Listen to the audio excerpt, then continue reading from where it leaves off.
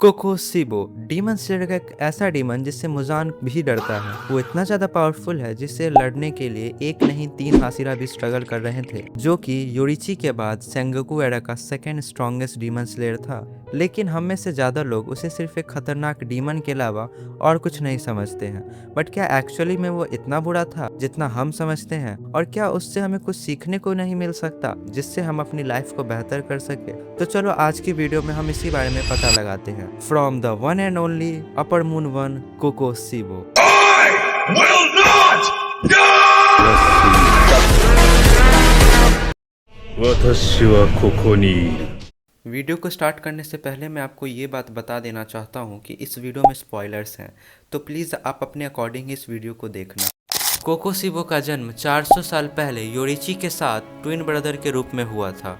कोकोसीबो का रियल नाम मिचिकात्सु था। मिचिकात्सु स्टार्टिंग से ही ऐसा नहीं था जैसा कि वो अभी है। वो भी हम लोगों की जैसा ही एक नॉर्मल इंसान था। बाकी डीमन की तरह उसकी लाइफ में कोई खास प्रॉब्लम नहीं थी, उल्टा उसको वीआईपी ट्रीटमेंट मिला करता था। लेकिन एक दिन जब वो अपने ट्रेनर के साथ कटाना का प्रैक्टिस कर रहा था, तब एंट्री होती है योरिची की। वो दूर से उन दोनों को प्रैक्टिस करते हुए देख रहा होता है। तब मिचिकात्सु के ट्रेनर को उस पर दया आ जाती है और वो उसको एक कटाना देता है प्रैक्टिस करने के लिए। और तब सिर्फ 7 साल का योरिची अपने कुछ ही मूव से मिचिकात्सु के ट्रेनर को नॉकआउट कर देता है। तब मिचिकात्सु के अंदर फर्स्ट टाइम जेलसी की फीलिंग आना शुरू होती है। लेकिन इसमें गलती किसकी है? तुम खुद ही इमेजिन करके देखो, तुम कोई काम बहुत टाइम से प्रैक्टिस कर रहे हो और कोई रैंडम बंदा आके उसे फर्स्ट टाइम में ही इतना इजीली और परफेक्टली कर ले, जिसे करने में तुम्हें भी कई साल लग जाए, तो किसी को भी जेलस की फीलिंग तो आएगी ही ना। वैसे तुम बताओ, तुम क्या करते मिचिकात्सु की जगह?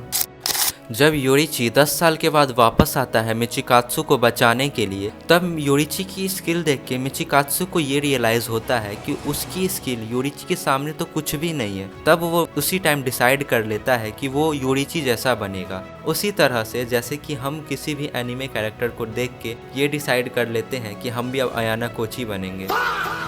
लेकिन मिचिकात्सु ने कभी गिव अप नहीं किया। उसने बहुत कम टाइम में ही अपने डीमन स्लेयर मार्क को भी अनलॉक किया और अपनी खुद की एक सेकेंड स्ट्रॉन्गेस्ट ब्रीथिंग स्टाइल बनाई, जो कि थी Moon breathing. और वो अपने स्किल को और रिफाइन बनाना चाहता था। But demon slayer mark unlock होने के कारण वो 25 साल की उम्र तक ही जी सकता था, जो कि उसके लिए एक नाइटमेयर से कम नहीं था। वो इतनी जल्दी मरना नहीं चाहता था। नाउ अब मैं तुमसे पूछता हूँ कि तुम्हें पता चले कि तुम 25 की उम्र में मर जाओगे और कोई इंसान तुम्हें बोले कि मैं तुम्हें बचा सकता हूँ, और सिर्फ तुम्हें बचाऊंगा ही नहीं बल्कि हमेशा हेल्दी भी रहोगे, तो तुम क्या करोगे? एक्सेप्ट करोगे ना? वही सेम चीज मिचिकात्सु ने की। उसने भी मुजान का ऑफर एक्सेप्ट कर लिया और बन गया द कोकोसीबो, जो कि अगर कोकोसीबो के नज़र से देखे तो बिल्कुल सही है, क्योंकि उसे जिंदा रहना था।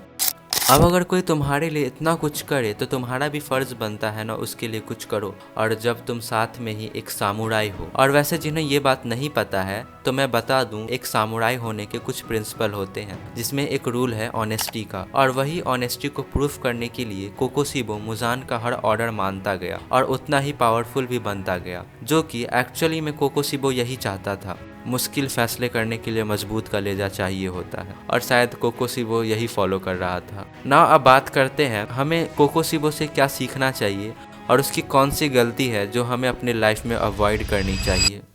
जब मिचिकात्सु को पहली बार पता चलता है कि योरिची जन्म के साथ ही एक्सट्रीमली टैलेंटेड है, तब जाके उसके अंदर पहली बार जेलसी की फीलिंग आती। लेकिन अगर वो अपने भाई को अप्रिसिएट करता और उसे इंस्पिरेशन लेकर के अपने natural talent and hard work को ही इन्हांस करता, तो आज वो बहुत ज्यादा पावरफुल बनता। इवन योरिची के बाद वो सेकेंड स्ट्रॉन्गेस्ट था, बट वो अपने भाई को सरपास करना चाहता था।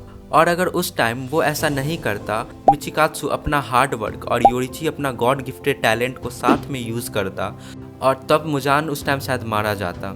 अगर तुम्हारे लाइफ में तुमसे कोई तुम्हें बेटर मिले तो उससे जेलस फील मत करना, उसे एक इंस्पिरेशन की तरह लेना, ताकि तुम अपने जेलसी के फीलिंग से फ्री हो पाओ।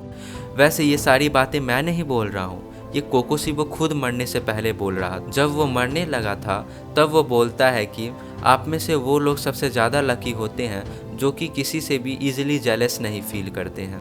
वैसे मेरा भी यही मानना है। तो नाउ अब आप कमेंट करके ये बताओ कि आप इस बारे में क्या सोचते हो। मैं आपके कमेंट जरूर रीड करूंगा। अब आप इस वीडियो पे क्लिक करके जानो कैप्टन लीवाई के बारे में। मैं मिलता हूँ आपको उसी वीडियो में। बाय।